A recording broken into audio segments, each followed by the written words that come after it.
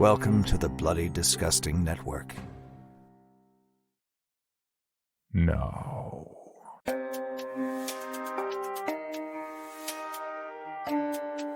This is Creepy, a podcast dedicated to sharing the most famous, chilling, and disturbing creepypastas and urban legends in the world. Whether these stories truly happened or are simply fabrications is for you to decide. These stories may contain graphic depictions of violence and explicit language. Listener discretion is advised. Creepy presents The 31 Days of Horror, Day 10. Tricksters. Written by Amanda Cecilia Lang and narrated by Owen McCune. 8:57 p.m. I linger on the steps of my front porch, hugging the candy bowl with a heaviness in my chest. The last of the trick-or-treaters crunch down my leaf-littered lawn, returning to the shadows of the sidewalk. Teenagers, tricksters, they jostle each other, hooting and whooping it up.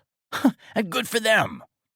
I'd join them if I wasn't 7 decades north of my childhood. I shuffle past my clan of shakily carved jack-o'-lanterns. I'll keep the candles burning a while longer, and maybe there'll be stragglers. The gang of candy bag ruffians I ran with back in the day never went home before midnight. Grinning at antique memories, I settle into the creaking wooden bones of my rocking chair, hidden deep enough in porch shadows to give any visitors who tiptoe up my walkway a nice, healthy scare. If there is anyone left to scare. The street beyond my oak tree rests in moon-dappled peace. But an old man can hope, can't he? One more glimpse of sneaky mischief, of snickering monster-shaped shadows streaking through the front yards. This was the hour when the old gang used to switch out pillowcases full of pixie sticks and atomic fireballs for sacks of soap and toilet tissue pilfered from our mother's powder rooms.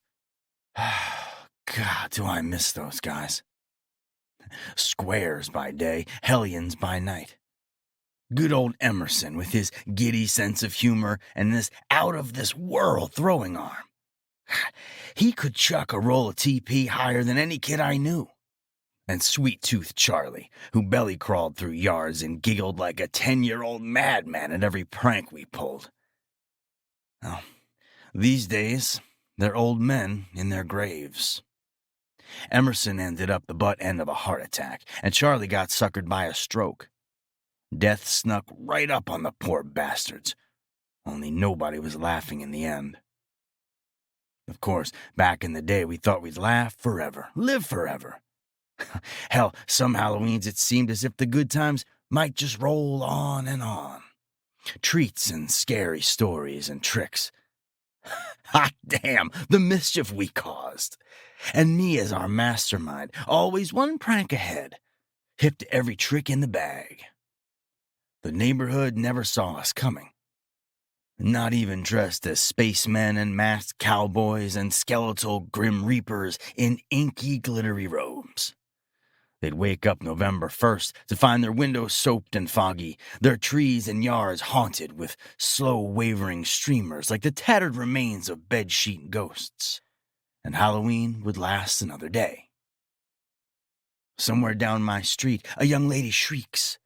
Sharp and sudden, maybe at a goblin or a vampire leaping out at her from behind a parked car. It's the perfect goof for when the walk home turns spooky. I listen for a second scream, for bursts of laughter, but the spiced autumn air settles back into silence.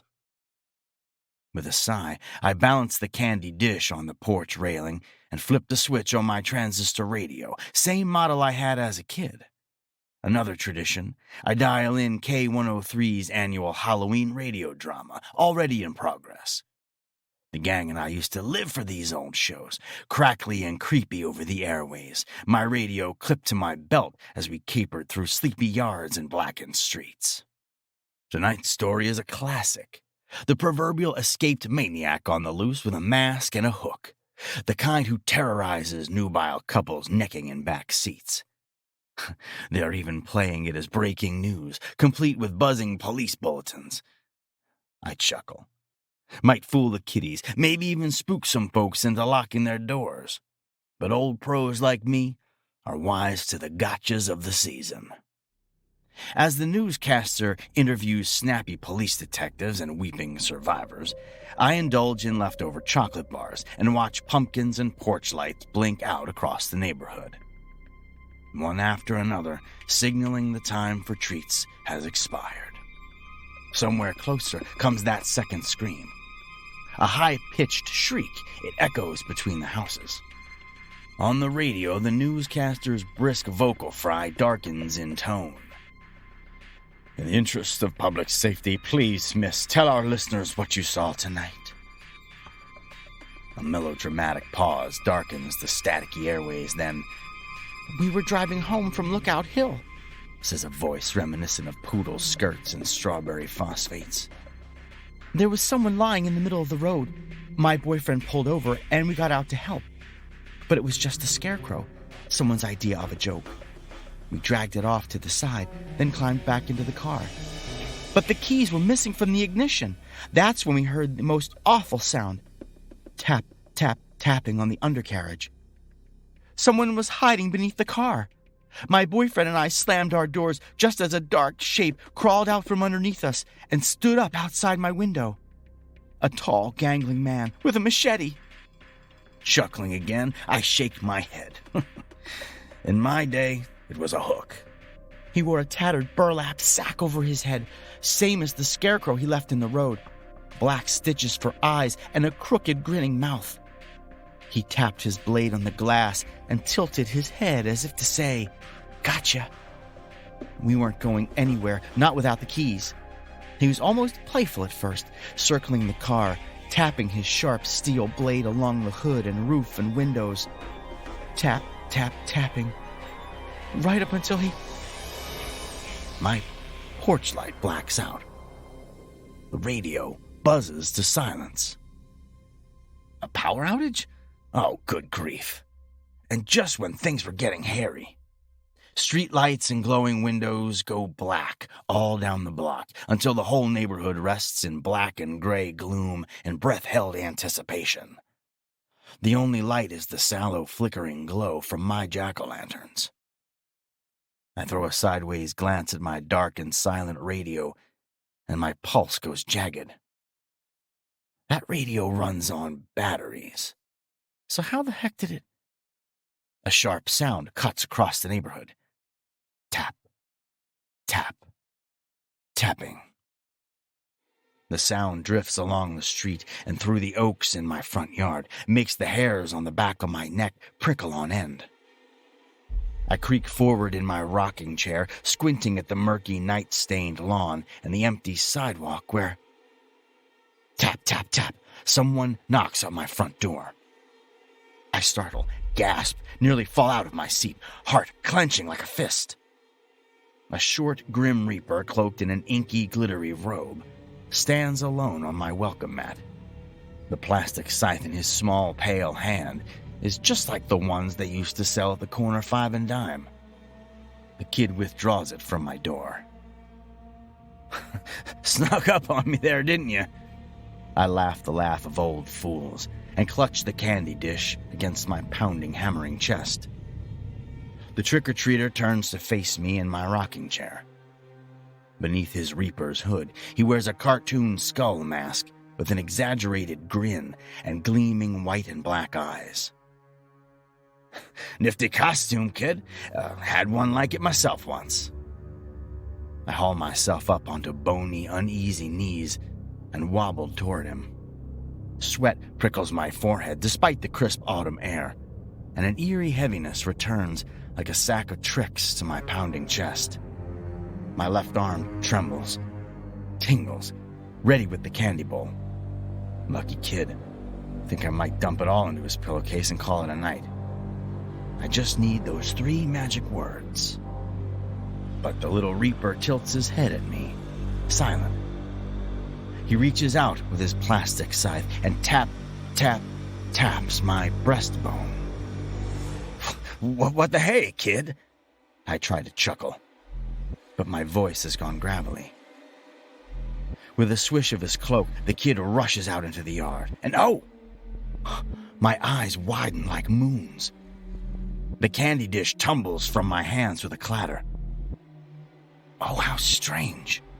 How impossible and strange. My yard is haunted. Hundreds of gauzy toilet tissue streamers hang from the oak trees, tendrils of a simpler time. They sway in a lazy breeze and part like a veil to reveal the dark silhouettes of candy bag ruffians watching me from the sidewalk.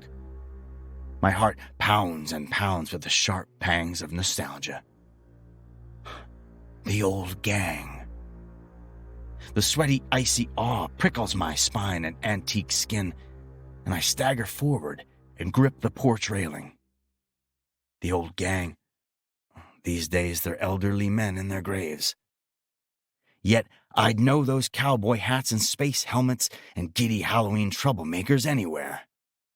They face my house with devilish glinting eyes and sagging pillowcases full of treats. Or is it tricks? I clutch a hand against my pounding chest, pounding, and the nightscape spinning.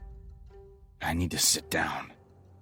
But I'm afraid to look away from yesteryear, from the ethereal spectacle haunting my front yard. Afraid if I turn around, this living dream will end, and darkness will sneak up on me.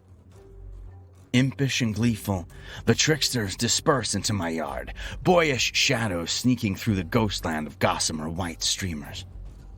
Emerson, in his space helmet, tiptoes with slow, exaggerated footsteps, while Charlie in the cowboy hat drops down and belly crawls through the fallen leaves.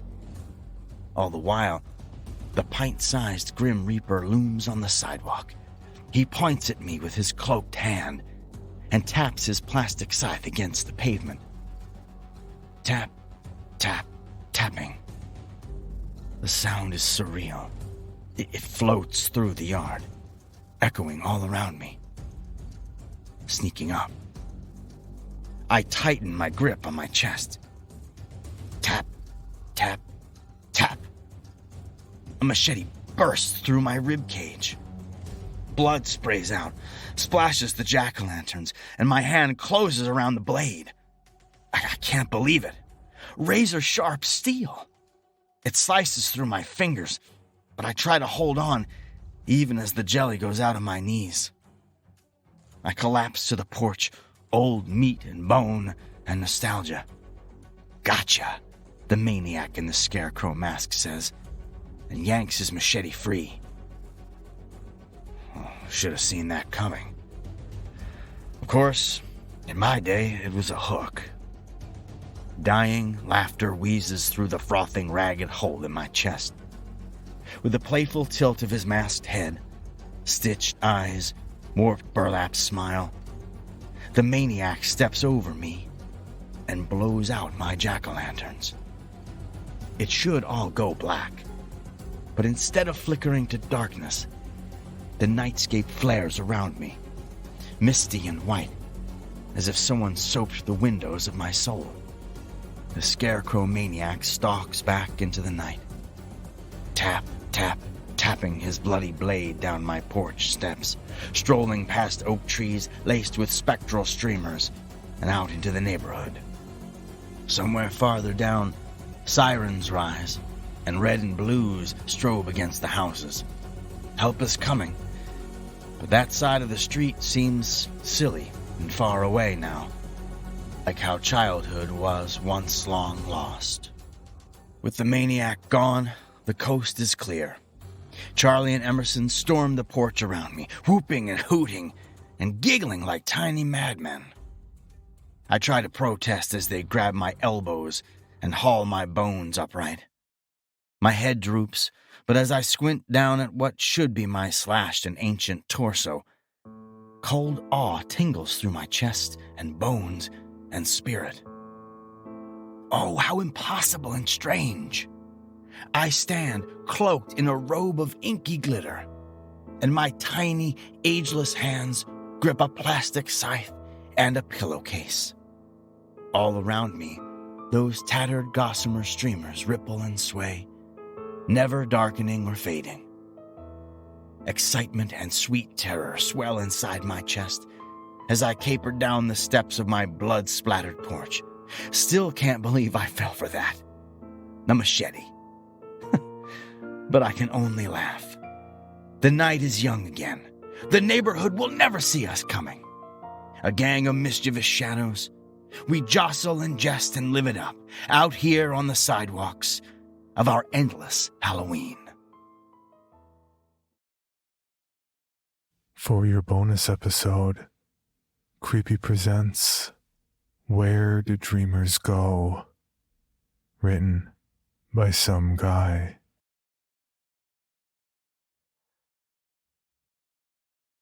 I didn't used to remember my dreams. Life used to be easier that way. I can't say when I started having the only dream I ever have, but I started remembering it a few months ago. In the dream, I'm just walking down the street. Everything feels normal, or as normal as anything feels in the dream, except that everyone is standing, looking away from me. I can only see their backs and the backs of their heads. Even when I try to walk around them, they just turn with me. I don't mean their feet move, I mean their entire bodies pivot so I can't ever see their faces. The longer I dream, the more desperate I get to see their faces. I usually wake up panicked, but I don't really know why I need to see their faces so much. The more I had the dream, the more I remembered it. The more detail wouldn't go away and would creep into my normal life. I started to get nervous when I'd see people looking the other way. If I noticed, say, someone standing at the other end of an aisle in the grocery store, I had the overwhelming need to walk to the end of the aisle and see their faces casually as I could manage. It got worse from there. I started to notice how rarely people actually walk in a straight line without looking from side to side, especially in stores. There always seems to be some chance to get a glimpse of another person's face. So in those rare instances that I couldn't see them, it would really mess with my head to the point I'd go out of my way to track them down. A few times I even left my shopping cart in the store, full of unpaid food, and follow people to their car just so I could see their profile or something as they climbed into their vehicle. Living like this has caused more than a few near-miss incidents from people who don't really appreciate some scraggly-looking white guy following them around like a creeper. Most of the time it's easily brushed off with a simple, "Sorry, thought you were someone else." But eventually the store security must have gotten wind of me and didn't like whatever vibe I was putting off. I was politely asked to leave and maybe do my shopping down the street. It's getting worse, too, because the more I remember the dream, the more the dream feels real, the more I have a hard time telling the difference between dreaming and being awake. Is there a difference? Does it matter?